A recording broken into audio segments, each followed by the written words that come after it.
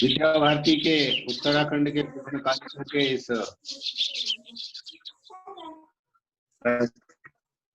प्रशिक्षण वर्ग में आज सभी के मध्य अपने माननीय राष्ट्रीय मंत्री माननीय शिव कुमार जी, जो संघ के एक वरिष्ठ प्रचारक और संघ में विभिन्न दायित्वों पर रहते हुए विद्या भारती के इससे पूर्व में पूर्वी उत्तर प्रदेश के मान्यवर क्षेत्रीय संगठन मंत्री और वर्तमान में विद्या भारती के राष्ट्रीय मंत्री के नाते हम सबका मार्गदर्शन करते हैं। आपके पास विद्या भारती का विदेश विभाग, विज्ञान और तकनीकी शिक्षा और आपने विज्ञान क्षेत्र में ही परास्नातक की उपाधि प्राप्त कर संघ के प्रचारक जीवन प्रारंभ किया। मैं इस आज के अवसर पर आपसे आग्रह करूंगा कि हम सबका मार्गदर्शन करने की कृपा करें। ज्ञानदायिनी मां शारदा के चरणों में सादर नमन।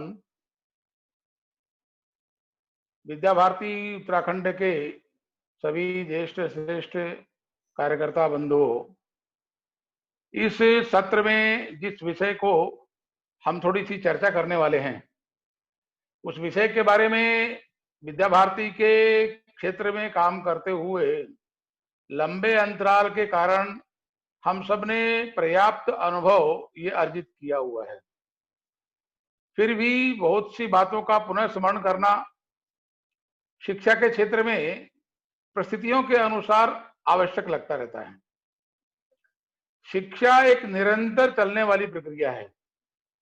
किसी एक कालखंड विशेष में अलग अलग परिस्थितियों को ध्यान में रख करके उस समय के समाज को शिक्षित करने के लिए कुछ उपादेयता, कुछ आवश्यकताएं, कुछ इस प्रकार की व्यवस्थाएं समय समय पर शिक्षाविदों के द्वारा, समाजशास्त्रियों के द्वारा ये बनाई गई है। इस सत्र में हम जिस कालखंड का विचार करने वाले हैं, जो प्राचीन भारत है, उसमें किस प्रकार की हमारी ज्ञान परंपरा रही है, निरंतर चलने वाले ज्ञान को किस ढंग से हम सब लोगों ने समझने का, हमारे पूर्वजों ने उसको अंगीकार करने का, उसके आधार पर स्वीकार करने का, और शिक्षा के बारे में जो एक निरंतर आजकल एक शब्द प्रयोग किया जाता है, education must be committed to progress and rooted to culture. शिक्षा प्रगति का, आगे आने वाले भविष्य की प्रगति का मापन करती है और कमिटेड टू प्रोग्रेस के साथ साथ में रूटेड टू कल्चर, यानी जो हमारी मूल संस्कृति है उस संस्कृति की जड़ों की तरफ, उस विरासत की तरफ लेकर के जाने का काम इस शिक्षा के माध्यम से होता है। अब हम प्राचीन भारत के ज्ञान परंपरा का प्रारंभ करेंगे, विचार करेंगे, तो प्राचीन भारत में ज्ञान की परंपरा वैदिक काल से प्रारंभ होती है। वेदों के बारे में ऐसा कहा जाता है, हमारी ये मान्यता है कि ये अपौरुषेय हैं। अपौरुषेय का तात्पर्य रहता है किसी व्यक्ति विशेष के द्वारा लिखी गई इस प्रकार की ग्रंथ रचना ये नहीं है। आर्ष ग्रंथ हैं, ईश्वर प्रदत्त इस प्रकार की रचना है। अब इस प्रकार की बातों को जब आज के आधुनिक समाज के सामने हम चर्चा करते हैं तो कई प्रकार के प्रति प्रश्न खड़े होते हैं। मैं विज्ञान का विद्यार्थी होने के नाते से विज्ञान जगत के बहुत से लोगों के साथ मुझे इंटरेक्शन करने का, डिस्कस करने का, विचार विमर्श करने का अवसर मिलता रहता है। तो विज्ञान के बहुत से बंधु हमारे, ऐसा कैसे हो सकता है, ये जो ग्रंथ है ये किस प्रकार से ईश्वर ने कैसे लिखे होंगे, किसी न किसी मनुष्य के द्वारा रचना बनी होगी, इस प्रकार के प्रश्न खड़े किए जाते हैं, ऐसी जिज्ञासाएं व्यक्त की जाती हैं। हम सब लोग भी शिक्षा के क्षेत्र में काम करते हैं और भारतीय सांस्कृतिक विरासत को अपने प्रतिनिधित्व के आधार पर हम कैरी ऑन करते हैं, उसको लेकर के चलते हैं। तो इस प्रकार का प्रश्न अपने सामने भी आता होगा। विस्तार से विवेचना करने के बाद दो प्रकार की बातें इसमें ध्यान में आती हैं। जब हम कहते हैं ये आर्ष ग्रंथ है, ये अपौरुषेय है, इसका तात्पर्य है कि जो निरंतर चलने वाली शाश्वत प्रकृति प्रदत्त जो विरासत है, दोनों बातें इसके बारे में कही जाती हैं कि सुक्तिबद्ध रूप में सूत्रबद्ध के आधार पर, कुछ संक्षिप्त सुक्तियों के आधार पर इन ग्रंथों की रचना हुई है। तो रचयिता के नाते से अब दो पक्ष करिए, एक विचार करने वाला है, एक रचना करने वाला है। ईश्वर ने इन सभी प्रकार के विषयों का प्रस्तुतिकरण संस्कृति के आधार पर सृष्टि के सामने अभिव्यक्त किया है। ऋषियों ने उनकी अनुभूति की है और उस अनुभवजन्य ज्ञान को लिपिबद्ध किया है। इस नाते से इसमें दोनों प्रकार के पक्ष ये विचार करने के योग्य रहते हैं। ये ब्रह्मांडीय ज्ञान है, परंतु इस ब्रह्मांडीय ज्ञान को अभिव्यक्त करने का काम, समाज के सामने प्रस्तुत करने का काम ये ईश्वर प्रदत्त है। संकलित करने का काम, सूत्रबद्ध रूप से उसको लिपिबद्ध करने का काम ये ऋषियों ने किया है। इस नाते से मूल विरासत जब अगर हम कहेंगे तो ये आर्ष है और ऋषियों के द्वारा इनको सूत्रबद्ध रूप से लिपिबद्ध किया है। कालांतर में ऋषियों के सामने प्रश्न खड़े हुए कि ये जो ज्ञान की अक्षुण्य धारा है, समाज के सामने इस सूत्रबद्ध ज्ञान को हम विस्तारित रूप से, विश्लेषणात्मक रूप से किस प्रकार से इसको प्रकट करें जिससे ये समझ सके, सामान्य समाज का व्यक्ति भी इस ज्ञान को समझ सके, स्वीकार कर सके, अंगीकार कर सके और इसके अनुसार अपने जीवन की रचना का निर्धारण कर सके। क्योंकि ज्ञान केवल बौद्धिक विलास का विषय नहीं होता, ज्ञान तो वास्तव में जीवन में इंप्लीमेंट करने वाला, क्रियान्वित करने वाला, जीवन की रचना का निर्माण करने वाला एक आधार स्तंभ रहता है। तो कालांतर में ऋषियों ने इनको तीन भागों में विभाजित किया। एक है आरण्यक, दूसरा है ब्राह्मण ग्रंथ और तीसरा है उपनिषद। तीनों में इस वैदिक ज्ञान को, वेदों के द्वारा ईश्वर प्रदत्त ज्ञान को जिनको ऋषियों ने लिपिबद्ध किया था, ऋषियों ने संग्रहित किया था, सूत्रबद्ध किया था, आगे कालांतर में ऋषियों ने इन तीन भागों में विभाजित करके इस ज्ञान की परंपरा का समाज के सामने एक विस्तारित रूप रखा, यानी समझ में आ सके, सरलीकरण, सिंप्लीफिकेशन। इस आधार पर तीन भाग किए। जो आरण्यक हैं ये विज्ञान की सभी प्रकार के जो विषय हैं, प्रकृति के जो रहस्य हैं, उस प्रकृति के रहस्यों का जो प्रस्फुटन किया है, उसको लिपिबद्ध किया है, वो आरण्यक में आता है।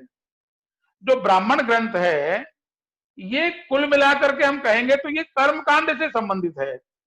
जीवन रचना, दैनिक दिनचर्या, प्रातःकाल उठने से लेकर के रात्रि शयन तक किस प्रकार का व्यवहार चाहिए, खान पान, बोली, व्यवसाय, भाषा, सभी प्रकार के पहलू। कर्मकांड का तात्पर्य केवल पूजा पद्धति से नहीं लेना चाहिए। इस ब्राह्मण ग्रंथों में कर्मकांड का तात्पर्य है कि मनुष्य की जीवन रचना किस प्रकार की होनी चाहिए, किस प्रकार से जो वे ऑफ लाइफ कहा गया है वो वे ऑफ लाइफ कैसा हो, वो ब्राह्मण ग्रंथों में इसको परिभाषित किया गया। तीसरा है उपनिषद। ये विस्तारित रूप से विचार करने वाला पक्ष है। उपनिषद का जो शाब्दिक अर्थ रहता है निकट बैठ करके सीखना। उपनिषद, उप अर्थात उपनिषद के साथ निकट बैठना, और निकट और निषद यानी बैठना, यानी गुरु और शिष्य ये दोनों मिलकर उसका विस्तार रूप से विचार करेंगे। शिष्यों के द्वारा जिज्ञासाएं आएंगी, गुरु उसका समाधान करेंगे, और यदि गुरु के सामने शिष्यों के द्वारा प्रकट की हुई जिज्ञासाओं का समाधान किसी कारण से किसी एक स्थान विशेष में, किसी एक जिज्ञासा विशेष के आधार पर नहीं हो पाता है, तो गुरु और शिष्य संगच्छध्वम संबोधध्वम संभो वनांति जानताम, ये जो कहा गया, तो गुरु और शिष्य दोनों मिलकर के उस प्रश्न का उत्तर ये खोजने का प्रयास करेंगे। अपने बल पर संभव नहीं है तो जहां से इस प्रश्न का उत्तर प्राप्त हो सकता है उनके साथ जाकर के अप्रोच करेंगे, उनके साथ जाकर के विस्तारित चर्चा करेंगे। इस प्रकार की पद्धति उपनिषदों के माध्यम से ये बनाने का प्रयास किया गया। सामान्य रूप से उपनिषद कुल मिलाकर के अगर बात करेंगे तो 108 उपनिषद है, जो इन चारों वेदों के उपवेदों के आधार पर, यानी 4 वेद और 4 उपवेद, उनके आधार पर जिनका विस्तारित चर्चा की गई वो 108 उपनिषद हैं। कालांतर में और इसका विस्तारित विशद विवेचन किया गया तो आगे चल करके इन उपनिषदों की संख्या, एक महाकोश है, वाक्य महाकोश इस नाम से प्रसिद्ध है, उसमें 223 उपनिषदों का वर्णन आता है। चेन्नई में ओडियार पुस्तकालय है, उस ओडियार पुस्तकालय में 200 उपनिषद इस समय वर्तमान में परिभाषित, यानी संस्कृत में भी है, तमिल में भी है और हिंदी में भी है, ये परिभाषित किए हुए उपलब्ध होते हैं। गीता प्रेस गोरखपुर के बारे में हम सब लोग जानते ही हैं। गीता प्रेस ने 220 उपनिषदों का प्रकाशन किया है। तो कुल मिलाकर के मुख्य उपनिषदों की संख्या 108 है, परंतु अलग अलग ऋषियों ने समय समय पर टीका के आधार पर इन उपनिषदों की और विस्तारित व्याख्या करने का प्रयास किया है। तो अगर इन तीनों ग्रंथों का हम विचार करेंगे, आरण्यक, ब्राह्मण ग्रंथ और उपनिषद, इन तीनों को अगर अलग अलग ऋषियों ने उस ज्ञान विज्ञान का, उस कर्मकांडीय पद्धति का और प्रश्नों के आधार पर जिज्ञासाएं निर्माण करते हुए उसका विस्तारित उत्तर देने का, इन तीनों की समग्रता का आधार किया जाएगा तो ये 1000 से अधिक संख्या ये अपने सामने उस प्राचीन ज्ञान परंपरा की आज उपलब्ध है। ऐसा कहा जाता है कि इसमें अनुपलब्ध रूप से और भी बहुत से रहे हैं, परंतु लगभग 1000 से अधिक ये इस प्रकार की संख्या तो वर्तमान में भिन्न भिन्न प्रकार के जो पुस्तकालय हैं, वेंकटेश्वर प्रेस मुंबई का है, ओडियार पुस्तकालय है, वाक्य महाकोश है, गीता प्रेस गोरखपुर है, ऐसे भिन्न भिन्न स्थानों पर जहां पर इस ज्ञान परंपरा की विस्तारित पद्धति से प्रकाशन किया गया है, वहां पर 1000 से अधिक पुस्तकें इस प्रकार की उपलब्ध होती हैं। इन सभी में जो ज्ञान का मूल स्रोत माना गया है, अब हम जब प्राचीन ज्ञान की परंपरा का विचार करेंगे तो स्वाभाविक रूप से उस मूल स्रोत के बारे में विचार करना पड़ेगा। तो उन सभी ग्रंथों में मूल स्रोत ब्रह्म को माना गया है। ब्रह्म क्या है? अब कभी कभी हम जब ब्रह्म की बात करते हैं तो बहुत प्रकार के प्रतिप्रश्न खड़े होते हैं, परंतु आरण्यक जो कि विज्ञान का कोश है, ब्राह्मण ग्रंथ जो कि जीवन रचना का कोश है, उपनिषद जो कि जिज्ञासाओं के समाधान करने वाला एक आधार है, इन तीनों ने ही ब्रह्म की जो विवेचना की है उसको कहा है ये फुल ऑफ एनर्जी है। ये एनर्जी का यानी ऊर्जा का अजस्र स्रोत है, निरंतर जहां से ऊर्जा प्राप्त होती है वो ब्रह्म है। व्याख्या और सरलीकरण करते हुए कहा है पूर्णमदः पूर्णमिदं पूर्णात् पूर्णमुदच्यते पूर्णस्य पूर्णमादाय पूर्णमेवावशिष्यते ओम शांति शांति शांति। ये जो पूर्णता है, आज मैथमेटिक्स के आधार पर हम विज्ञान के विद्यार्थी जब इसको कैलकुलेट करते हैं तो 0 + 0, 0 - 0, 0 × 0, 0 / 0, सभी प्रकार की कल्पनाओं में सभी प्रकार के प्रश्नों का उत्तर ये 0 ही आता है। यानी वो जो शून्य है, हम कहते हैं कि शून्य की कल्पना भारतीय गणना ने दी है, परंतु उसका मूल स्रोत कहाँ है?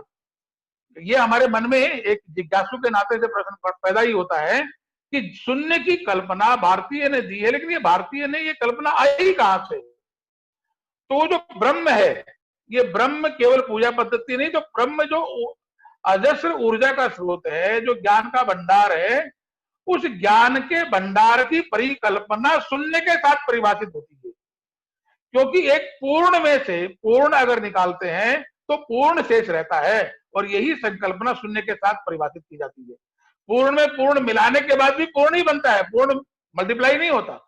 पूर्ण को पूर्ण में मिलाने के बाद या पूर्ण से पूर्ण निकालने के बाद, अर्थात ज्ञान का जो अजस्र स्रोत है, उस ज्ञान में से ज्ञान बढ़ता है, ज्ञान मिलता है, तो सभी प्रकार की उस अजस्रता ये बनी रहती है। अब इसमें एक तीसरा प्रश्न खड़ा होता है कि ये जो अंतिम जो 3 बार शांति शांति शांति इस प्रकार के शब्द का प्रयोग क्यों किया गया? तो आरण्यक में आता है कि ये जो 3 प्रकार की शांति का जो प्रयोग किया है, ये त्रिविध ताप, अर्थात संपूर्ण प्राणी जगत के अंदर, क्योंकि ज्ञान का वास्तव प्रकटीकरण कहां होता है? जीवन की रचना को सुव्यवस्थित पद्धति से संचालित करना, ये ज्ञान का मूल आधार है।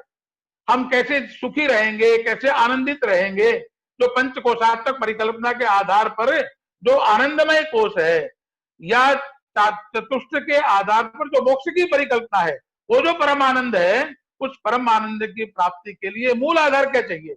तो ये जो 3 शब्दों का प्रयोग किया गया, शांति शांति शांति, गोस्वामी तुलसीदास जी ने भी जिसमें कहा है, दैविक देहिक भौतिक तापा, राम राज का हुई नहीं व्यापा। यानी दैविक जो प्रकृति प्रदत्त कोई कष्ट है, या देह प्रदत्त कष्ट है, या भौतिक संसाधनों के आधार पर कोई कष्ट होता है, इन तीनों प्रकार के कष्टों का निवारण इन ज्ञानात्मक पक्ष के आधार पर इस ढंग से इसकी विवेचना की जा सके और उस कष्ट का निवारण किया जा सके, ये ज्ञान के आधार पर प्राप्त किया जाने वाली उसकी संप्राप्ति है। अब यहां पर एक विषय आता है कि उस पौराणिक ज्ञान परंपरा को शंकराचार्य जी ने अपने ढंग से प्रस्थान त्रयी के अंदर एक विस्तारित विवेचना की है। जब हम प्रस्थान त्रयी इस प्रकार का शब्द बोलते हैं तो स्वाभाविक रूप से उस प्रस्थान त्रयी के अंदर सभी प्रकार के पहलू ये जुड़ते हैं। प्रस्थान त्रयी में जिन उपनिषदों की व्याख्या आदि गुरु शंकराचार्य जी ने की है, उसमें 11 उपनिषद आते हैं जो ज्ञान के मूल स्रोत हैं। उपनिषद तो मैंने जैसे कहा कि कहीं 220 की प्रकाशन की व्यवस्था बनी है, 200 की है, मूल उपनिषदों की संख्या मुख्य 108 है, परंतु आदिगुरु जगत गुरु शंकराचार्य जी ने 11 उपनिषदों की विस्तारित व्याख्या की है। ईशावास्योपनिषद, केनोपनिषद, कठोपनिषद, प्रश्नोपनिषद, मुंडकोपनिषद, मांडुकोपनिषद, ऐत्रोपनिषद, तैत्तिरीयोपनिषद, श्वेतारोपनिषद, बृहत्कारण्योपनिषद और छांदोपनिषद, ऐसे इन 11 उपनिषदों के माध्यम से एक विस्तारित ढंग से उन्होंने इस अजस्र ज्ञान के स्रोत को वर्णित किया है। एक उदाहरण देता हूं। मांडुकोपनिषद में एक घटना का विस्तारित चर्चा आती है। 5 ऋषि मिल करके ऋषि उद्दालक के पास आते हैं और अपने मन की एक जिज्ञासा प्रकट करते हैं कि जो ज्ञान की जो अजस्र स्रोत परंपरा है, ये जो ब्रह्म माना गया है, इस ब्रह्म की व्याख्या हम आपसे चाहते हैं। मैं फिर से इस बात को दोहराना चाहता हूं आप सब मित्रों के साथ में कि ब्रह्म का या पूजा पद्धति से कोई तात्पर्य नहीं है, उपासना से कोई तात्पर्य नहीं है। यहाँ पर ब्रह्म शुद्ध रूप में फुल ऑफ एनर्जी है, ज्ञान का एक अजस्र स्रोत है। ये 5 ऋषि उद्दालक से इस प्रकार का प्रश्न करते हैं। ऋषि उद्दालक को भी ध्यान में है कि मैं जिस प्रकार की आराधना कर रहा हूं, ज्ञान का जैसा विश्लेषण कर रहा हूं, ज्ञान की खोज कर रहा हूं, उस ज्ञान के खोज के आधार पर जो मूल सत्यान्वेषी है यानी ब्रह्म, उस तक अभी मैं नहीं पहुंचा हूं। तो मुझे क्या करना चाहिए? अब यहां पर हमको ज्ञान की परंपरा के 2 पक्ष समझ में आएंगे। एक है उस कालखंड के अंदर जिस समय ऋषि उद्दालक हुए हैं, उस कालखंड के अंदर 2 प्रकार से इस प्रकार के प्रश्नों के समाधान होते थे। एक था व्यक्ति आधारित, अलग अलग विषयों के जानकार लोग जिनको हमने अलग अलग ऋषियों के नामों से परिभाषित किया है, उनके पास में जिज्ञासु जाता था और अपने प्रश्नों के उत्तर खोजता था। एक दूसरा पक्ष रहता था कि उनके साथ शास्त्रार्थ करता था, अपने विषय को प्रस्तुतिकरण करता था, और वो जो मर्मज्ञ रहता था, आज के समय में कहेंगे तो जो एक्सपर्ट होता था, वो उसका प्रमाणीकरण करता था। आप अपने बिंदु पर सही है या नहीं है, इसका प्रमाणीकरण करता था। यानी इवेल्युएशन सिस्टम अगर हम कहेंगे, उस ज्ञान परंपरा का मूल्यांकन पद्धति जो थी, उसका ये एक आधार रहता था। दूसरा एक आधार होता था कि बहुत से ऐसे राजाओं के यहाँ पर विद्वत परिषदें थी। वो विद्वत परिषदों के सामने कोई एक शिष्य, कोई एक जिज्ञासु एक प्रश्न करने के लिए भी जाता था, वार्तालाप करने के लिए भी जाता था, और विषय प्रस्तुतिकरण करने के लिए भी जाता था। वो विद्वत परिषदें उस के द्वारा प्रस्तुत किए हुए विषय का विश्लेषण करते थे और उस विश्लेषण के आधार पर यह तय करते थे कि ये प्रमाणीकरण करने के योग्य है कि नहीं है। यदि मान लीजिए कहीं ना कहीं समाधान पूर्वक जो अपेक्षा है वो नहीं प्राप्त हुई, तो अद्यतन होने के लिए, अपडेट होने के लिए फिर से उनको किसी दूसरे ऋषि के पास आगे के ज्ञान को अर्जित करिए और ज्ञान परंपरा के वाहक के नाते से आप आगे बढ़िए, इस प्रकार के उसको भेज दिया जाता था। और अगर बाय द वे वो ठीक ढंग से जो विद्वत परिषद की अपेक्षाएं हैं या विद्वत परिषद के जो मानक हैं उसके अनुसार उसका प्रस्तुतिकरण अगर सही रहा है तो उसका मानकीकरण करते थे, प्रमाणीकरण करते थे, आजकल की भाषा में कहेंगे तो सर्टिफिकेशन करते थे कि इसका ज्ञान इस स्तर तक का पूर्ण हो चुका है।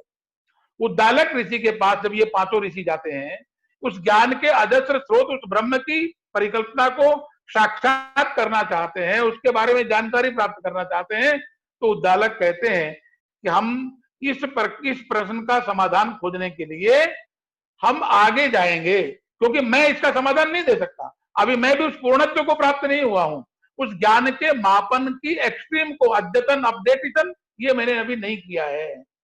उद्दालक उन पांचों ऋषियों को लेकर के कई देश के जो नरेश उस समय थे, अश्वपति, उनके पास जाते हैं और अश्वपति से जाकर के अपनी जिज्ञासा प्रकट करते हैं कि ये पांचों ऋषि मेरे साथ मिल करके आपके पास इस प्रश्न का समाधान खोजने के लिए आए हैं। स्वाभाविक बात है कि जब उद्दालक इस प्रकार का प्रश्न है उनके सामने खड़ा करते हैं, अश्वपति के सामने, तो अश्वपति सभी से एक एक प्रश्न करते हैं। वो किस किस प्रकार से उस ज्ञान को परिभाषित कर रहे हैं, इसकी जानकारी यानी वर्तमान की नॉलेज क्या है, उसके आधार पर वो एक प्रश्न करते हैं। उन पांचों ऋषियों में पहले ऋषि हैं प्राचीन साल। उस प्राचीन साल नाम के उस ऋषि से अश्वपति प्रश्न करते हैं कि आप ज्ञान का स्रोत किसे मानते हैं जिसकी आप खोज कर रहे हैं या जिसकी आप उपासना करते हैं। प्राचीन साल कहते हैं कि मैं द्यूलोक को ज्ञान का अजस्र स्रोत मानता हूं और इस द्यूलोक की उपासना करता हूं, उसी के आधार पर ज्ञान का विश्लेषण कर रहा हूं। अश्वपति उसको समझाते हैं, नहीं, ये ज्ञान का अजस्र स्रोत नहीं है, अर्थात ये पूर्ण ब्रह्म नहीं है, ये फुल ऑफ एनर्जी नहीं है। दूसरे ऋषि से प्रश्न करते हैं।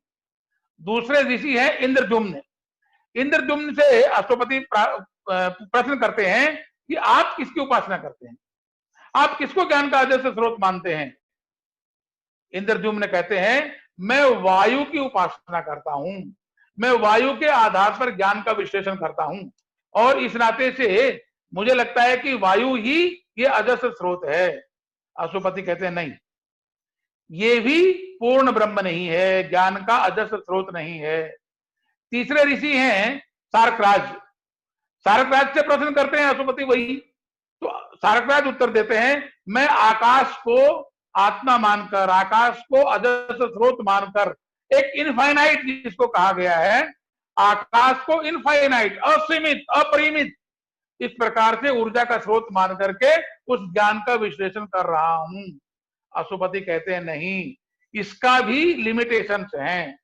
आज का विज्ञान भी जो कहता है ना कि आकाश की यानी ग्रेविटेशनल फोर्स की भी एक लेयर है, एक सीमा है, तो अश्वपति कहते हैं कि नहीं, ये भी असीमित नहीं है, अपरिमित नहीं है, ये भी अजस्र स्रोत नहीं है। चौथे ऋषि हैं पुरुष के पुत्र हैं सत्ययज्ञ। सत्ययज्ञ से भी अश्वपति ये प्रश्न करते हैं और वो उत्तर देते हैं, मैं सूर्य की उपासना करता हूं, मैं सूर्य को ज्ञान का अजस्र स्रोत मानता हूं, ऊर्जा का भंडार मानता हूं और सूर्य की उपासना के आधार पर उस ज्ञान को अर्जित करने का प्रयास कर रहा हूं। अश्वपति कहते हैं, नहीं, सूर्य भी एक लिमिट में बंधा हुआ है। और अभी आप सबने शायद कुछ दिन पहले अखबारों में कुछ पढ़ा होगा सूर्य के बारे में। मैं एक विज्ञान का विद्यार्थी होने के नाते से भिन्न भिन्न प्रकार की जब सर्च करता रहता हूं, तो सूर्य की जो ऊष्मा है, सूर्य का जो ताप है, वो धीरे धीरे ड्रिल हो रहा है, कम होता जा रहा है। ये आज का भी विज्ञान इसको स्पष्टता से अपने सामने प्रयोग कर रहा है, बता रहा है, सिद्ध कर रहा है। तो उस समय अश्वपति कहते हैं उस सत्य यज्ञ से कि नहीं, सूर्य भी पूर्ण नहीं है, सूर्य भी अपरिमित नहीं है, असीमित नहीं है, वो भी ज्ञान का अजस्र स्रोत नहीं है। वो अंत में पांचवें ऋषि जो अश्वत्थाश्व हैं, उस अश्वत्थाश्व से फिर से वही प्रश्न करते हैं कि आप बताइए, आप किसकी उपासना करते हैं? अश्वत्थाश्व के पुत्र बुडिल से प्रश्न करते हैं। पांचवें ऋषि बुडिल हैं, अश्वत्थाश्व एक महान ऋषि हुए, उनके पुत्र हैं वो। अपने यहाँ ऋषि बोलने से ये ध्यान में आना चाहिए, अर्थात ऋषि वो केवल पूजा पद्धति वाले ही नहीं थे, यानी आध्यात्मिक और विज्ञान समग्रता को मापन करते हुए जो जीवन जीने वाले लोग थे, उनको हमने ऋषि कहा है अपनी परंपरा में। तो अश्वत्थाश्व के पुत्र बुडिल, उनसे वो पांचवें ऋषि जब प्रश्न करते हैं अश्वपति कि आप किसको मानते हैं, आपने पूर्ण ब्रह्म का स्रोत किसको समझा है, आपके ज्ञान का ऊर्जा कहां से प्राप्त करने की बात करते हैं? वो कहते हैं मैं जल को मानता हूं। ये पांचों ऋषि अपने अपने ढंग से जहां जिस प्रकार से, जिस माध्यम से उस ज्ञान की परंपरा का निर्वहन कर रहे थे, उस ज्ञान को अर्जन कर रहे थे, वो उस प्रकार से अश्वपति जो कह नरेश भी हैं और एक उच्च कोटि के उस विद्वत परिषद के मार्गदर्शिता भी हैं, उनके सामने उनके प्रश्नों का उत्तर देते हैं, परंतु वो किसी भी उत्तर से संतुष्ट नहीं होते। अंत में क्योंकि जो सबसे इन सब में श्रेष्ठ थे, जिनके पास वो ऋषि आए थे, उद्दालक से पूछते हैं अश्वपति कि आप किसको मानते हैं, आपके ऊर्जा का अजस्र स्रोत, आपके ज्ञान की परंपरा का भंडार आप किसको मानते हैं? उद्दालक कहते हैं मैं पृथ्वी को मानता हूं। अब यहां विचार करने का प्रश्न है, इस ज्ञान के हेलो जी, अगले 1 से 2 मिनट में कॉल में क्या अभिषेक जी, अगले 1 से 2 मिनट में ना ये कॉल कट जाएगी, 40 मिनट हो जाएंगे ना, तो सभी पुनः इसी लिंक पर ज्वाइन कर लेंगे जी। हाँ, तो हम लोग चर्चा कर रहे थे कि इस सभी प्रकार के प्रश्नों का वो पांचों ऋषि उद्दालक के साथ यानी 6 हो जाएंगे। अश्वपति जो स्वयं ज्ञान के आधार हैं, उनके सामने इस प्रकार के प्रश्नों का उत्तर देते हैं, परंतु वो किसी से भी संतुष्ट नहीं होते। प्राचीन भारत की ज्ञान परंपरा का यहाँ पर एक बड़ा प्रश्न खड़ा होता है हमारे सामने कि उस ज्ञान की किस प्रकार से विवेचना करने की सिद्धताएं रही हैं, कैसे कैसे जिज्ञासु के सामने प्रश्न आते थे, किस ढंग से विस्तारित पद्धति से उसकी विवेचना की जाती थी, और समग्रता में मिलकर के एक प्रश्न कर रहे हैं, दूसरा जिज्ञासा कर रहे हैं, तीसरे प्रमाणीकरण कर रहे हैं, चौथे अद्यतन कर रहे हैं, इन सभी प्रकार के समुच्चय को मिलाकर के एक समग्रता का मापन किया जाता था। यानी केवल एक क्लास टीचिंग मात्र ये ज्ञान का स्रोत नहीं रहता था, किसी एक व्यक्ति विशेष के आधार पर ही सब कुछ प्रकटीकरण कर दिया गया, इतना मात्र भी नहीं रहता था। यानी समाज के प्रत्येक प्रतिनिधि उसके सहभागी होते थे, सभी को मिलाकर के उस प्रकार के ज्ञान का वो स्रोत ये एकत्रीकरण किया जाता था और सबकी संतुष्टि का वो आधार बनता था। सबकी संतुष्टि का आधार यानी केवल सेटिस्फेक्शन के लिए नहीं है, तो संतुष्टि का आधार आगे जीवन की दिशा का निर्माण करने का बनता है। अंत में जब ये सभी पांचों वो ऋषि और उद्दालक सहित जब इनके प्रश्नों के उत्तर से अश्वपति संतुष्ट नहीं होते हैं, तो ऋषि उद्दालक उन पांचों ऋषियों के साथ अश्वपति से ही प्रति प्रश्न करते हैं, आप हमें बताइए कि ऊर्जा का अजस्र स्रोत कौन है, ज्ञान का जो फ्लो ऑफ एनर्जी कहा गया है, जिसके आधार पर ज्ञान प्राप्त होता है, उस ज्ञान का स्रोत कौन है। और ऋषि उद्दालक ने उन पांचों ऋषियों को लेकर के अश्वपति के सामने अपने को प्रस्तुत किया। अश्वपति ने इन सभी से प्रश्न किए, उन प्रश्नों के उत्तरों के आधार पर जो कहा कि ज्ञान की अजस्र स्रोत फ्लो ऑफ एनर्जी, ये अलग अलग जो आपने उत्तर दिए वो नहीं है, तो स्वाभाविक रूप से प्रति प्रश्न खड़ा होता है। ऋषि उद्दालक ने कहा कि भी ठीक है, आप कह रहे हैं कि हम लोग जो अलग अलग उपासना कर रहे हैं, अलग अलग ज्ञान का शोधन कर रहे हैं, ज्ञान का विश्लेषण कर रहे हैं, वो अगर ज्ञान का मूल स्रोत नहीं है तो आपकी दृष्टि से ज्ञान का मूल स्रोत क्या है? अब यहाँ एक ये जो प्रश्न आता है, इसमें स्वाभाविक रूप से मैं जिसकी चर्चा कर रहा था कि सभी प्रकार के समाज के प्रतिनिधियों को मिला करके जो विद्वत परिषद बनती थी, उस राजा के दरबार में राज्य के संरक्षण में जो विद्वत परिषद सभी प्रकार की विवेचनाएं करती थी, उस सभी प्रकार के विषयों का विश्लेषण करती थी, उस विद्वत परिषद के सामने अशोपति ने इस प्रश्न को उसमें खड़ा किया। वहां से जो उत्तर मिला, और वो केवल उसी समय के उत्तर नहीं है, गोस्वामी तुलसीदास जी ने भी उसी बात को मानस में रिपीट किया है कि ऊर्जा ये किसी एक आधार पर संरक्षित नहीं होती, ऊर्जा का स्रोत केवल सीमित मात्रा में नहीं होता। तो उन्होंने कहा जो पंच महाभूत हैं, क्षितिजल पावक गगन समीरा, इन पांचों महाभूतों को मिला करके जो एक कल्पना है या एक जो मान्यता है, इन पांचों महाभूतों का जो स्रोत है वो ब्रह्म है, वो ज्ञान है, वो फुल ऑफ एनर्जी है, वो ज्ञान का एक अजस्र स्रोत है। इस नाते से उसकी हमें उपासना करनी चाहिए। यहीं पर मंडूकोपनिषद के अंदर ऋषि वर्णन करते समय लिखते हैं कि ये सभी प्रकार के बातों का जो अजस्र स्रोत है, क्षितिजल पावक गगन समीरा, ये जो पांचों चीजों को मिला करके जो बना है, पंच तत्व से बना शरीरा, ये यत पिंडे तत् ब्रह्मांडे। और अभी 4 साल पहले जो जिसकी खोज में हम सबके जो विज्ञान के सामने विषय एक आया, एक महामशीन जेनेवा में, जिसके विस्फोट के आधार पर एक हिग्स बोसोन नाम के, यानी पीटर हिग्स और सत्येंद्र नाथ बोस, उन दोनों की परिकल्पना के आधार पर जिस मशीन का निर्माण हुआ था, उसमें से जो तत्व निकल करके आया, उसको आज के समय में, आज का विज्ञान, मॉडर्न साइंस जिसको हम कहते हैं, वो भी कहता है दिस इज गॉड पार्टिकल। ये जो क्षितिजल पावक गगन समीरा है, इस पंच महाभूत के घटक के आधार पर ऊर्जा का स्रोत निर्माण होता है। और यत पिंडे तत् ब्रह्मांडे, जो पिंड में है वही ब्रह्मांड में है। अर्थात ज्ञान ये व्यक्ति आधारित नहीं होता, ज्ञान ये एक स्रोत की निरंतरता, कंटिन्यूटी है। ये पीढ़ी से पीढ़ी में, व्यक्ति से व्यक्ति में, परंपरा से परंपरा में, काल से काल में, आगे के समय में परिभाषित होता है। हम विद्या भारती के कार्यकर्ताओं के सामने सहज रूप से एक ये प्रश्न आता है कि ये जो प्राचीन कालखंड का जो ज्ञान है, इस हम शिक्षा के प्रतिनिधि हैं, तो स्वाभाविक रूप से उस ज्ञान को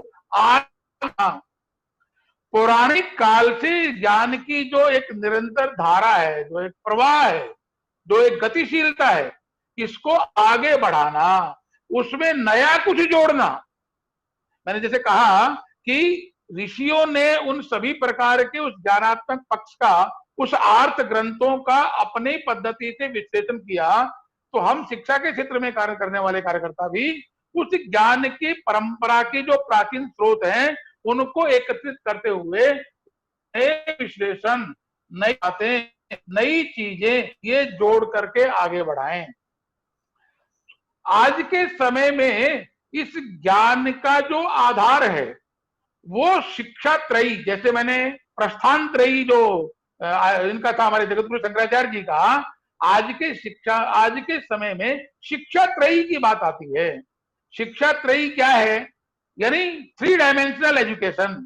3 dimensional education means first is information, second is knowledge and third is wisdom.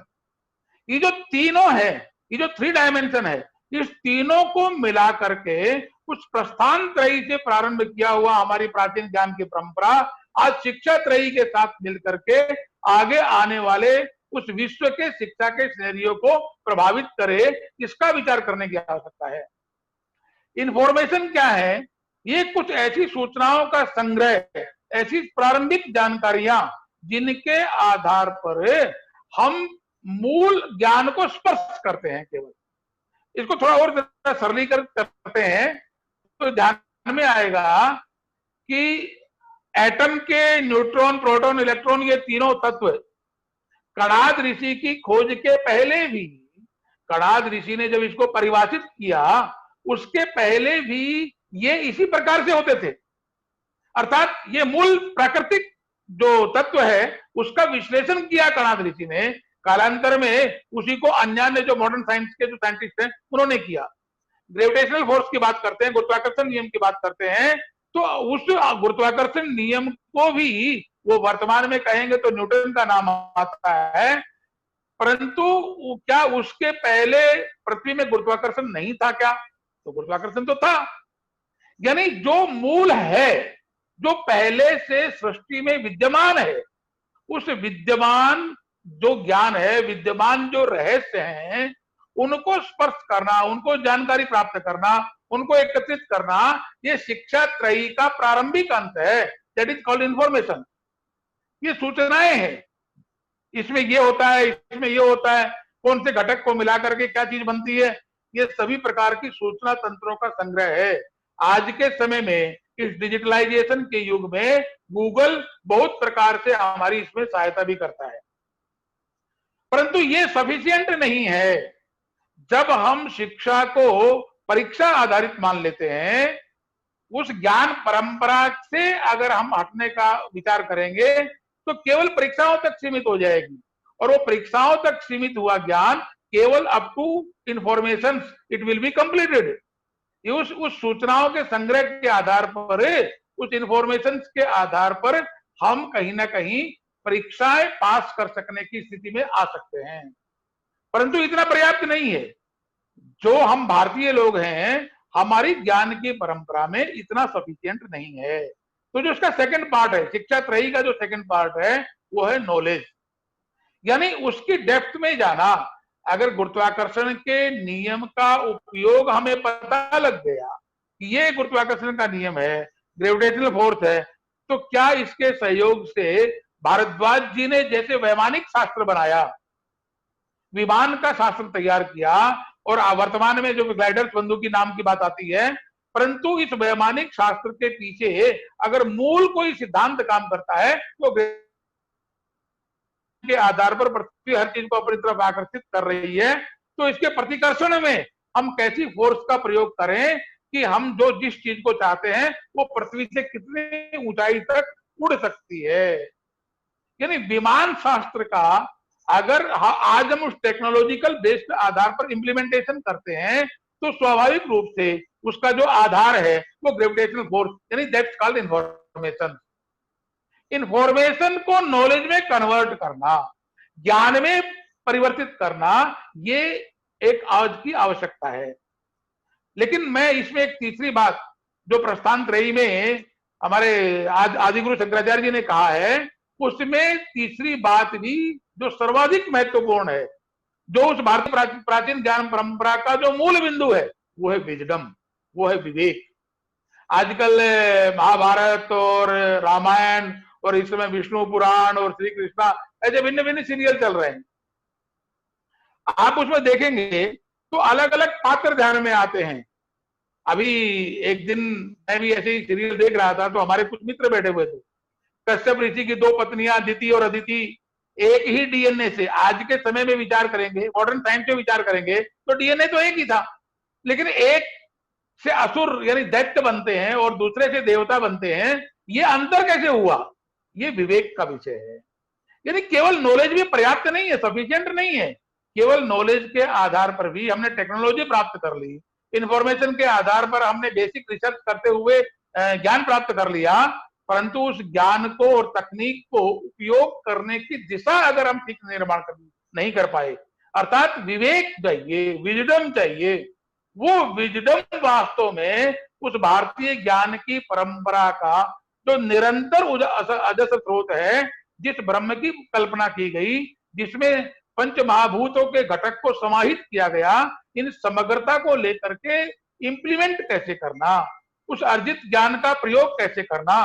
तो प्रस्थान त्रयी से लेकर के शिक्षा त्रयी के बीच का ये जो हमारी भारतीय प्राचीन ज्ञान परंपरा है, इस ज्ञान परंपरा को आज हम विद्या भारती के कार्यकर्ता, लॉकडाउन का समय चल रहा है, सभी प्रकार की कठिनाइयां हैं, परंतु मुझे लगता है कि इस समय पर्याप्त समय हमारे पास में ऐसे कुछ ग्रंथों का अध्ययन करने का भी है, उनको अध्ययन करना, उसमें से इस प्रकार के विषयों का विश्लेषण करते हुए ऐसे विषयों को निकालना, और आगे चल करके जब रेगुलर कॉलेज प्रारंभ हो जाएंगे, रेगुलर क्लासेस प्रारंभ हो जाएंगी, तो हम अपने कंटेंट के नाते से क्लास टीचिंग में इसका इन्वॉल्व करते हुए कैसे उस विषय को उस शिक्षा त्रयी की दिशा में, उस विवेक के जागरण की दिशा में ले सकते हैं, इसका विचार करना चाहिए। ऐसा मेरा आप सबसे निवेदन है।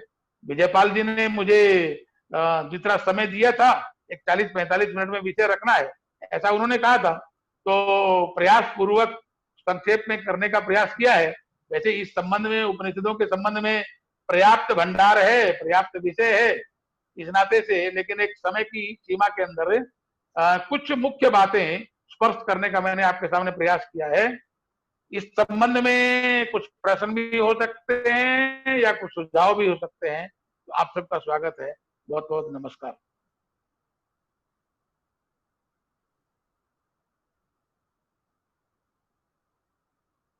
हाँ अभिषेक जी, हेलो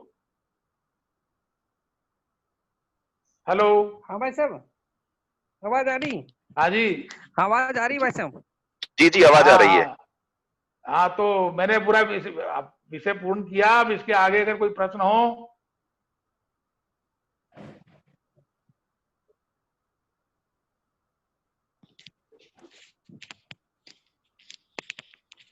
हेलो नथीलाल बंगवाल जी, आपका कोई प्रश्न है तो आप पूछ सकते हैं, मैंने आपको अनम्यूट किया है।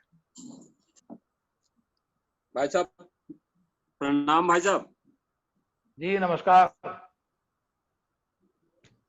बहुत अच्छा, जो ये आध्यात्मिक और जो हमारे लिए करणीय शिक्षा के क्षेत्र में आपने ये स्वाध्याय विशेष अंततः जो स्वाध्याय के लिए है, तो इसके लिए प्रयास करते हैं। भाई साहब की निरंतर लगते हैं कि हम इस लॉकडाउन के जो ये बुरा समय इस समय पूरे देश और उसमें चल रहा है, तो इसमें हम स्वाध्याय का प्रयत्न करते हैं। पूर्व में प्रांत संगठन मंत्री जी ने भी पूछा था हमसे कि भाई आजकल कितना स्वाध्याय कर रहे हैं, तो उस पर हम मनन कर रहे हैं और अध्ययन करेंगे।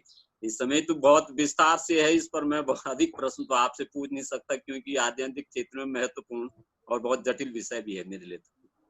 नहीं, जटिल नहीं है, बहुत सरलीकरण है विषय है, और हमने तो केवल उसके जो ज्ञानात्मक पक्ष है उसी को स्पर्श करने का प्रयास किया है। आध्यात्मिक जगत की विस्तारित विवेचना तो बहुत लंबी है, उसका इस समय भी नहीं है और वो अपेक्षित भी नहीं। कोई इस संबंध में, इस ज्ञान परंपरा के संबंध में कोई प्रश्न तो बताइए। जी जी सत्य प्रसाद बंगवाल जी।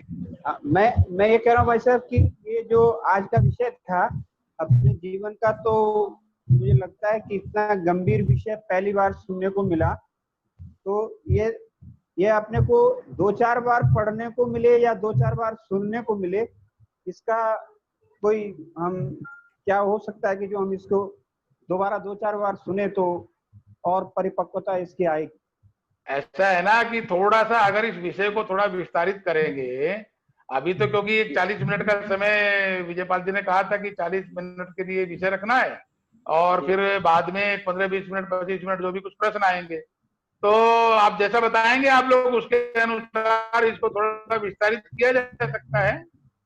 इसमें ये जो 11 उपनिषद हैं, इन 11 उपनिषदों के मैंने नाम बताए आपको। शंकराचार्य जी ने जिस प्रस्थान त्रयी के आधार पर उस ज्ञान की अक्षुण्य परंपरा का उसमें प्रादुर्भाव किया है, विवेचना की है, उस पर पर्याप्त मटेरियल है।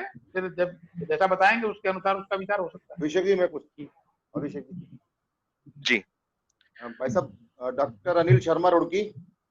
नमस्कार भाई साहब। भाई साहब नई शिक्षा नीति के सेमिनार में मिले थे जब।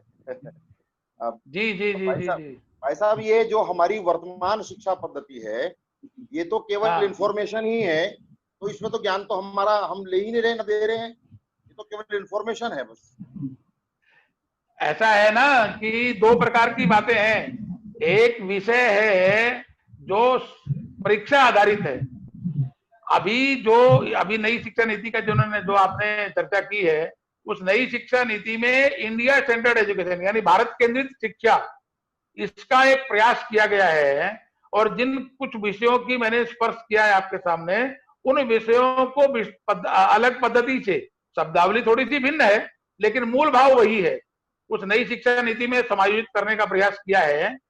तो उसमें उसके आधार पर जब आगे के एनसीएफ बनेगा, नेशनल करिकुलम फ्रेमवर्क, हम सब जानते हैं कि शिक्षा नीति जैसे ही लॉन्च हो जाएगी, ये तो हो जाने वाली थी क्योंकि ये जो अपनी वो है इसके द्वारा तो एक्सेप्ट हो गया था, कैबिनेट मीटिंग के द्वारा, कैबिनेट के द्वारा तो एक्सेप्ट हो चुकी है वो, परंतु लॉन्चिंग नहीं हुई इस कोविड-19 के कारण से। तो जैसे ही उसकी लॉन्चिंग होगी उसके बाद एनसीएफ आएगा, नेशनल करिकुलम फ्रेमवर्क।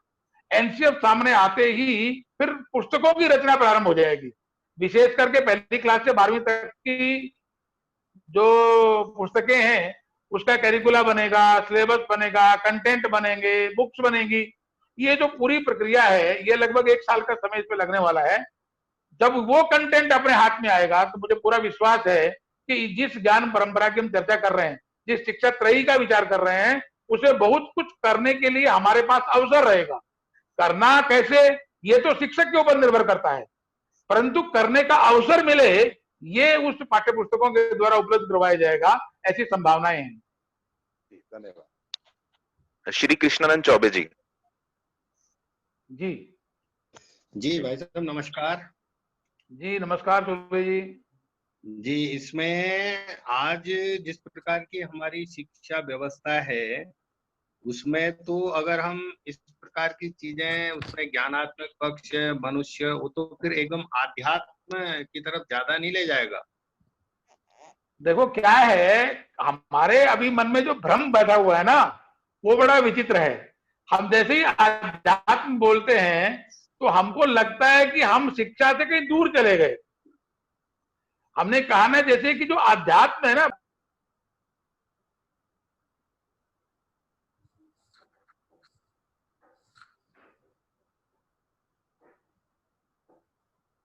वो जीवन में इंप्लीमेंट करने वाला आधार है। वो आध्यात्म का तात्पर्य कोई किसी व्यक्ति विशेष की, किसी देवता विशेष की, किसी अनुष्ठान विशेष की क्रिया में जाना नहीं है। भारत का पूरा अध्यात्म है ये ज्ञान आधारित है। इस नाते से वो आज की शिक्षा आपको ध्यान में आएगा, मैंने उस विषय को जानबूझ करके समय अभाव में स्पर्श नहीं किया। 18वीं सदी तक बाकायदा पुराणों में से विषय निकाल करके पढ़ाए जाते थे, इसके प्रमाण है अपने पास में। 1701 में जब ईस्ट इंडिया कंपनी की स्थापना हुई और उसके बाद से ये पूरा अंग्रेजों ने जिस ढंग से शिक्षा के सभी समग्रता को परिवर्तित किया तो धीरे धीरे वो सब चीजें कालबाह्य कर दी गई। अदरवाइज ये हमारी निरंतर रोज की शिक्षा का अंश था। इसलिए अध्यात्म कहते ही भय नहीं लगना चाहिए कि हम शिक्षा के मूल दृष्टिकोण से दूर चले जाएंगे, ऐसा बिल्कुल नहीं है। आध्यात्म तो ज्ञान से भरा पूरा, आध्यात्म का तात्पर्य किसी देवता विशेष की, किसी पद्धति विशेष से अनुष्ठान करना नहीं है। उस आध्यात्म का जो तीनों भाग हैं, यंत्रात्मक भी है, मंत्रात्मक भी है और तंत्रात्मक भी है। ये जो यंत्र, तंत्र और मंत्र की बात आती है ना, उसमें कंटेंट भी है, उसमें टेक्नोलॉजी भी है और उसमें मूल ज्ञान का अजस्र स्रोत भी है। इसलिए तीनों पक्ष उसमें जुड़े हुए रहे हैं। इस दृष्टि से उस आध्यात्म को स्वीकार करना चाहिए। जी भगवती प्रसाद जी पौड़ी।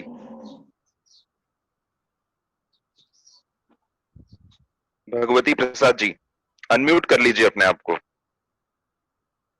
जी पूछिए। जी नमस्ते। हेलो, हाँ भगवती जी नमस्कार, बताइए। जी प्रणाम भाई साहब, प्रणाम जी प्रणाम। बहुत अच्छा विषय था भाई साहब। इसमें एक आध बार और हो जाए तो और अच्छा हम लोग परिपक्व हो जाएंगे। आप लोग जैसा आदेश करेंगे हो जाएगा, इसमें क्या है। लेकिन अगली बार थोड़ा सा मुझे लगता है कि समय का समायोजन जितना जैसे करेंगे उसी प्रकार से विषयों का समावेश किया जा सकता है। जी जी जी जी ईश्वरी दत्त जी लाइन। ईश्वरी दत्त जोशी जी, जी बताइए। हाँ भाई साहब, आवाज आ रही है? हाँ आ रही है जोशी जी, बताइए। हाँ आ रही है साहब। जी नमस्कार। हाँ भाई साहब, मैं ये कह रहा था जो ज्ञान के दो पक्ष बताए हैं उसमें एक पक्ष तो है व्यक्ति आधारित और दूसरा जो पक्ष है वो शास्त्र आधारित है। जो ये विद्वान नहीं, इसका ज्ञान विश्लेषण करते थे वो स्वयं अपने जी वो अपने आधार पर करते थे कि या किसी ग्रंथों के अध्ययन के आधार पर करते होंगे? नहीं, वो अनुभव, ग्रंथों की जो रचना है ना अपने यहाँ, ग्रंथों की रचना अनुभवों के आधार पर है। जी जी और जिस ऋषि का जितना जी सीमा में अनुभव रहा है, जैसे इन पांचों ऋषियों ने भी अपने जी जो स्रोत थे ज्ञान के, उनकी चर्चा की। जी तो अशोपति वही तो कहते हैं कि नहीं, जी ये पूर्ण नहीं है। ज्ञान का आधार तो है, लेकिन जी ये भिन्न भिन्न है, अलग अलग है, टुकड़ों टुकड़ों में है।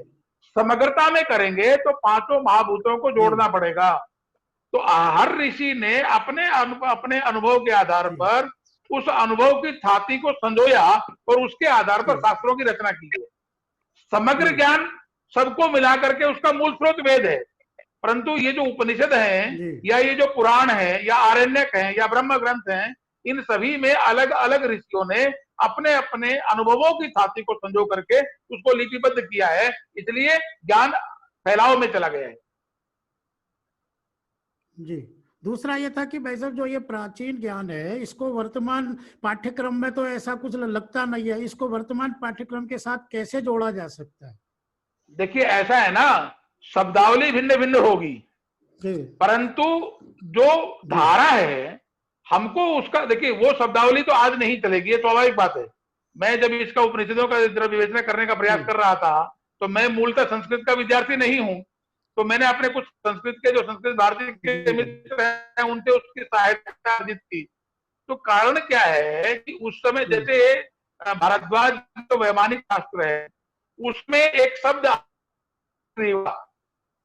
अब सामान्य रूप से हम लोग जो संस्कृत को जो थोड़ी बहुत जानते हैं, शिशिर यानी मोर, ग्रीवा यानी गर्दन, तो ध्यान में मेरे नहीं आ रहा था विज्ञान के विद्यार्थी होने के बावजूद भी कि विमान बनाने में मोर के गर्दन की कहाँ उपयोग होता रहा होगा, ये क्या भारद्वाज जी ने कैसे लिखा होगा वैमानिक शास्त्र में। तो उस वोकेबलरी को, उस शब्दावली को आज के उस संस्कृत के विद्वानों से जब मैंने चर्चा की तो हमारे एक विद्वान ने बताया कि आप ठीक नहीं समझ पा रहे हैं, उस समय की जो संस्कृत थी, जो पारिभाषिक संस्कृत थी, उससे अलग हट करके जो विज्ञान की शब्दावली वाली संस्कृत थी, उसमें शिशिर ग्रीवा का मतलब है कॉपर सल्फेट यानी नीला तोता, आज सामान्य भाषा में हम लोग कहते हैं, वो जो नीला तोता है जिसको कॉपर सल्फेट विज्ञान की भाषा में कहा जाता है, आज के भी दुनिया में जितने भी विमान बनते हैं उसकी जो आउटर लेयर है, जो बाह्य परत है, क्योंकि वो सूर्य की रोशनी को अपने में अवशोषित कर सके और उसके टेम्परेचर को मेंटेन कर सके, इसलिए कॉपर सल्फेट का एक लेयर जो है ये उसके ऊपर आज भी लगाई जाती है।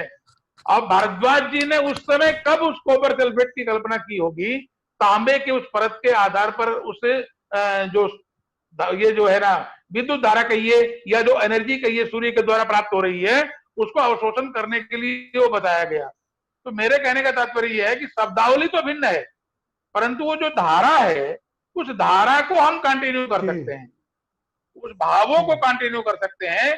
और भारत के अंदर इस ज्ञान की परंपरा उस वैदिक काल से कैसे अक्षुण्ण रही है, ये आज के विद्यार्थियों को हम जानकारी भी दे सकते हैं, तो स्वाभाविक बात है उनका कॉन्फिडेंस लेवल भी बढ़ेगा और उस मूल धारा को जानने के आधार पर इस नए जो शब्दावली है या नए जो मॉडर्न साइंस के जो टॉपिक्स हैं उसके साथ वो कोरिलेट कर सकेगा। अभी मैंने जैसे बताया ना उदाहरण कि हिग्स बोसॉन, अब सत्येंद्र नाथ बोस 200 साल पहले, हिग्स और पहले हुए हैं, परंतु उस गॉड पार्टिकल को आज के भी जो अभी 4 साल पहले ही जिनेवा में हुआ, तो उस गॉड पार्टिकल को, उस हिग्स बोसॉन को आज का मॉडर्न साइंस ने भी एक्सेप्ट किया है। ठीक है जी। डॉक्टर रजनीकांत शुक्ल जी। जी भाई साहब नमस्कार। जी नमस्कार, नमस्कार रजनीकांत जी। बहुत बड़ी गूढ़ और ज्ञान की बातें आपने बताई। थोड़ी जिज्ञासा मन में ये पैदा हुई कि जो हमारा शरीर है वो जो 5 तत्व आपने बताए उनसे मिलकर बना हुआ है, और श्री कृष्ण ने गीता में कहा है कि ममई वांशो जीव लोका, जो लोक में जितने भी जीव हैं सब में हमारा अंश विद्यमान है। तो ये जो 5 तत्वों से जो शरीर बना है, वो जब उसमें से कहते हैं कि आत्मा निकल गई तो वो मर जाता है। इसका मतलब क्या हमें ये मानना चाहिए कि जो आत्मा है वो ब्रह्म का अंश है और आत्मा ही ऊर्जा का स्रोत है? ऐसा है कि इस इसको दो प्रकार से आप विचार करिए। आत्मा कोई आइडेंटिटी नहीं है। मैंने ऐसे जैसे हम बताएंगे ये उंगली है या ये नाक है, ये आंख है, ऐसे आप फिजिकल आइडेंटिटी के नाते से आत्मा का विश्लेषण नहीं कर सकते। आप इसको अगर विज्ञान की शब्दावली में समझना चाहेंगे, सिंप्लीफिकेशन करेंगे, तो जैसे एक किसी मोमबत्ती के सामने, किसी दीपक के सामने अगर आपने मिरर रखा, कोई दर्पण रखते हैं, तो उसका प्रतिबिंब उसमें दिखाई देता है। तो स्वाभाविक रूप से वो जो प्रतिबिंब है, वो प्रतिबिंब है भी और नहीं भी। वो है कब तक? जब तक दीपक सामने है। तो यानी उसकी उपस्थिति और उसकी अनुपस्थिति, ये दीपक और दर्पण का जो कोरिलेशन है, इसके ऊपर डिपेंड करती है। ऐसे ही आत्मा का और परमात्मा का, यानी उस मूल तत्व के साथ जो संबंध है, वो संबंध उसी प्रकार का है कि जिस प्रकार से इन पंच महाभूतों के आधार पर जब शरीर धारण होता है, तो वो शरीर को कहेंगे तो शरीर एक दर्पण हो गया, और वो जो परमात्मा का अंश है वो एक दीपक है। यानी शरीर के साथ आत्मा का विश्लेषण होता है जब ये ऑर्गन्स काम करना बंद कर दिए, या पंच महाभूतों का जब इसमें उपस्थिति शून्य हो गई के आधार पर उसका कटाव होता है। यानी आत्मा को आप आइडेंटिटी के नाते से परिभाषित नहीं कर सकते कि ये एक छोटी सी चीज थी, या ऐसे समझाने के लिए ऋषियों ने अंगुष्ठमान ऐसा कहा है, लेकिन अंगुष्ठमान यानी अंगूठे इतनी आत्मा होती है, ये इसके पीछे का भाव नहीं लेना चाहिए। मैंने जैसे अभी कहा था ना कि अलग अलग समय में अलग अलग प्रकार की शब्दावली प्रयोग की गई है। तो आत्मा की परिभाषा गीता में तो बहुत नैनम चिंतन्ति शस्त्राणि नैनम दैति पाव का अलग अलग ढंग से भगवान कृष्ण ने विवेचना की है।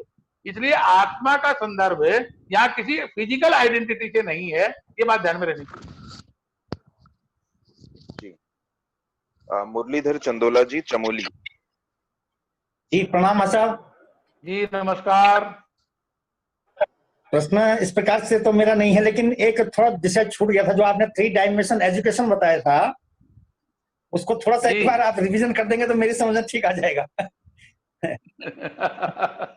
ऐसा है, जो 3 डायमेंशन एजुकेशन है, शिक्षा त्रयी जिसको कहा जाता है, प्रस्थान त्रयी से हम लोगों ने चर्चा प्रारंभ की थी। शिक्षा त्रयी में सूचनाएं हैं, ज्ञान है और विवेक है, विजडम जिसको कहा गया, इंफॉर्मेशन है, नॉलेज है और विजडम है। इस तीनों को मिला करके, यानी जो मूल स्रोत है, जो मूल आधार है जानकारियों का भंडार, वो इंफॉर्मेशन है। उसको विश्लेषण करते हैं, टेक्नोलॉजी में कन्वर्ट करते हैं, तो वो नॉलेज बनता है। और जब उस टेक्नोलॉजी को इम्प्लीमेंट कर सही दिशा में उसका प्रयोग करते हैं, क्योंकि प्रयोग गलत दिशा में अगर होगा तो वो विवेक शून्यता मानी जाएगी। अपने पास में ताकत बहुत आ गई, हमने फिजिकल बहुत एक्सरसाइज की और बड़ी ताकत आ गई, लेकिन ताकत आने के बाद में हम उसका उपयोग कैसे कर रहे हैं? किसी रक्षा करने में कर रहे हैं और या किसी को विध्वंस करने में कर रहे हैं, वो विवेक का विषय है। में ये तीनों का समावेश होता है तो पूर्ण व्यक्तित्व बनता है। जी, मैं अंतिम प्रश्न ले लेता हूँ। श्री वार्ष्णेय जी, जन शिक्षा समिति।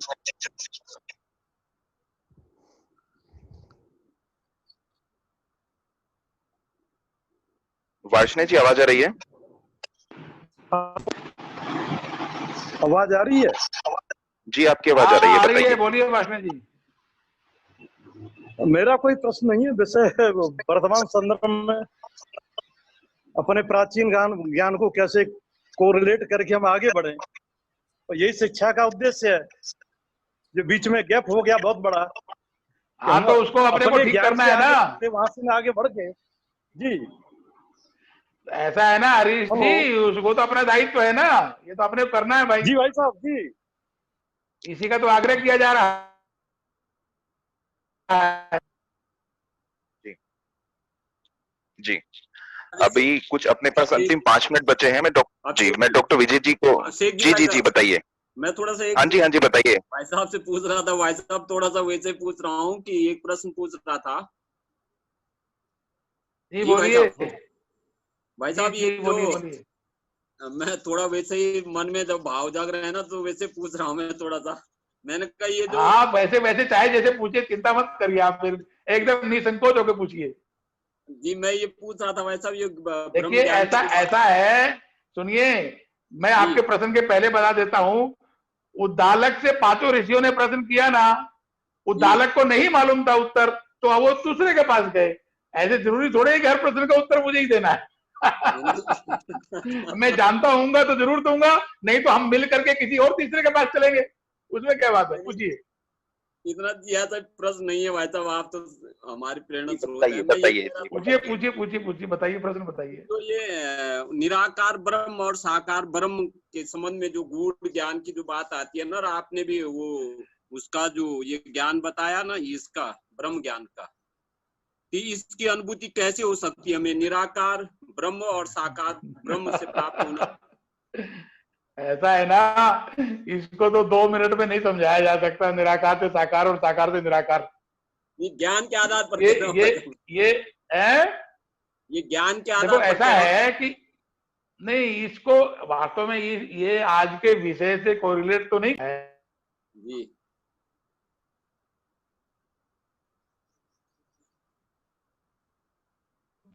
कह रहा है कि जो निराकार और साकार का है ना, जब हम ब्रह्म के आकार की बात करते हैं, तो जैसे कहा गया ना कि पंचभूत वाला जो विषय है, तो उसका तो कोई आकार है नहीं। उसको जैसे जल है, जल का क्या आकार कहेंगे आप? आपने लोटे में जल डाला, कि गिलास में जल डाला, कि बाल्टी में जल डाला, तो जल का अपना कोई आकार नहीं है। ऐसे ही अग्नि का अपना कोई आकार नहीं है, पवन का अपना कोई आकार नहीं है, क्षितिज का अपना कोई आकार नहीं है, आकाश का अपना, क्षितिज जल पावक, ये सभी जो पंच महाभूत हैं, जिस निराकार की संकल्पना हम करते हैं, उनका अपना कोई आकार नहीं है। परंतु वो निराकार भी नहीं है, वो साकार है। साकार कब होते हैं? साकार वो जिस रेलिवेंसी के साथ जुड़ते हैं, जिस घटक के साथ जुड़ते हैं, वैसे आकृति में आते हैं। हम अपेक्षा करते हैं कि हमारे अंदर जो है ना पहलवानी आए, बल आए, ताकत आए, तो हम हनुमान जी को मानते हैं, क्योंकि हनुमान जी का जो साकार रूप है वो उस प्रकार की कल्पनाओं से बंधा हुआ है। हम और किसी प्रकार की धन की अपेक्षा करते हैं तो हम लक्ष्मी जी को साकार रूप में लेकर के आते हैं। तो ये साकार ब्रह्म के जितने भी प्रकार बनाए गए हैं, ये हमारे उस निराकार में से अपेक्षाएं जो बढ़ती हैं, उन अपेक्षाओं के आधार पर बनी हुई जो संकल्पना है। मूल तो ब्रह्म निराकार है, इसमें उसका कोई साकार नहीं है, लेकिन उस मूल का भी आकार बनता है जब हम उस अपेक्षा के साथ में उसकी आकृति को जोड़ते हैं, तो फिर उस प्रकार का आकार ये बन जाता है। जी जी भाई साहब जी। डॉक्टर विजयपाल जी, अंतिम 3 मिनट हैं अपने पास जी। 3 मिनट में कहाँ हो पाएगा? तो क्या करने वाले हैं विजयपाल जी 3 मिनट? इसलिए भाई साहब, मेरा प्रश्न तो नहीं है, बहुत सारे अच्छे प्रश्न आ गए हैं। केवल इतना मार्गदर्शन कर दीजिए कि प्राचीन जो ज्ञान है उसको वर्तमान ज्ञान में समावेश करने के लिए हमारे पूर्णकालिक क्या क्या करना चाहिए उनको अपने कार्य उसमें। हेलो जी जी, आपकी आवाज आ रही है। हेलो जी, आपकी आवाज आ रही है जी। आ रही है।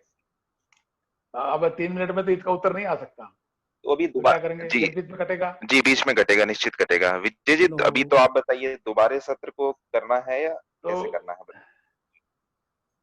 हाँ भाई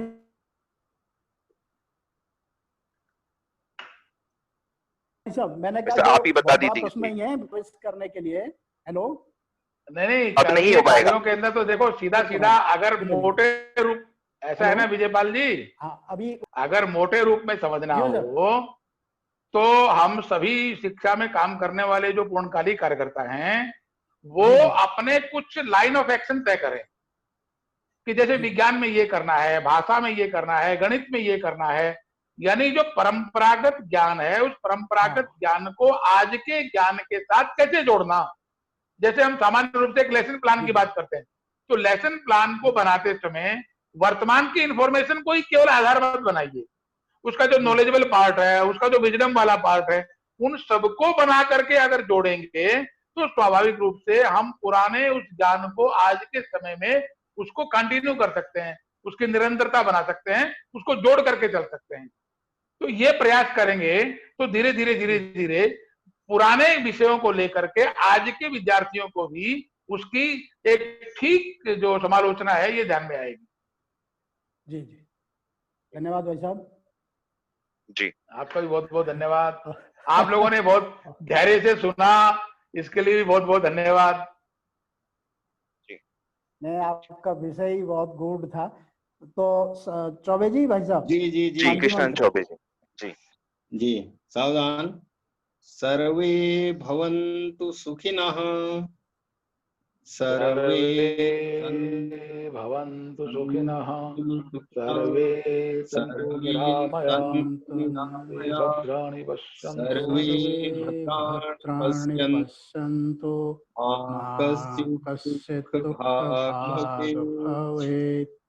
ओम शांति शांति शांति।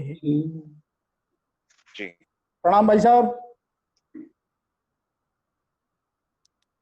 सभी को नमस्कार। भाई साहब प्रणाम। प्रणाम भाई साहब। जी जी जी, नमस्कार नमस्कार नमस्कार। नमस्ते।